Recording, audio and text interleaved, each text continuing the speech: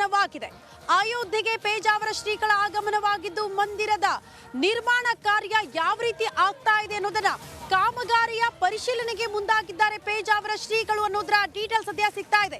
ಒಂದ್ ಕಡೆ ಮೂರ್ತಿ ಪ್ರಾಣ ಪ್ರತಿಷ್ಠೆಗೆ ಎಲ್ಲಾ ರೀತಿಯ ಸಿದ್ಧತೆಗಳಾಗ್ತಾ ಇದೆ, ಪೂಜಾ ವಿಧಿವಿಧಾನಗಳು ಕೂಡ ಸಾಗ್ತಾ ಇದೆ, ಎಲ್ಲವನ್ನ ಕೂಡ ಪರಿಶೀಲನೆ ಮಾಡ್ತಿದ್ದಾರೆ ಪೇಜಾವರ ಶ್ರೀ ಅನ್ನೋದರ ಡೀಟೇಲ್ಸ್ ಸದ್ಯ ಸಿಗ್ತಾ ಇದೆ. ಅಯೋಧ್ಯೆಯಲ್ಲಿ ಪೇಜಾವರ ಶ್ರೀಗಳು ರಾಮ ಮಂದಿರದ ಒಳಗಡೆ ಹೋಗಿ ಕಾಮಗಾರಿಯ ಪರಿಶೀಲನೆ ಮಾಡ್ತಿದ್ದಾರೆ. ನಮ್ಮಲ್ಲಿ ಮಾತ್ರ ಪೇಜಾವರ ಶ್ರೀ ಪರಿಶೀಲನೆಯ ಎಕ್ಸ್ಕ್ಲೂಸಿವ್ ಮಾಹಿತಿ. ಪ್ರಾಣ ಪ್ರತಿಷ್ಠೆ ಮಂಡಲೋತ್ಸವದಲ್ಲಿ ಶ್ರೀಗಳು ಭಾಗಿಯಾಗಿದ್ದಾರೆ. ಪ್ರಾಣ ಪ್ರತಿಷ್ಠಾ ವಿಧಾನಗಳ ಸಿದ್ಧತೆಯನ್ನ ಸಹ ಪರಿಶೀಲನೆ ಮಾಡ್ತಿದ್ದಾರೆ ಪೇಜಾವರ ಶ್ರೀಗಳು ಅನ್ನೋದರ ಡೀಟೇಲ್ಸ್ ಸದ್ಯ ಸಿಗ್ತಾ ಇದೆ. ಇದು ರಿಪಬ್ಲಿಕ್ ಕನ್ನಡದ ಎಕ್ಸ್ಕ್ಲೂಸಿವ್ ಮಾಹಿತಿ.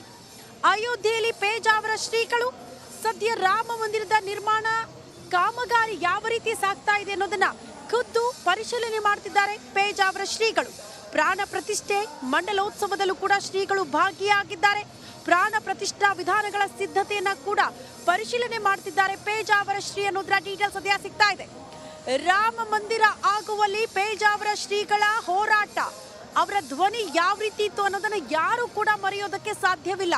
ಹಾಗಾಗಿ ಅವರು ಕೂಡ ಇಲ್ಲಿನ ಟ್ರಸ್ಟಿ.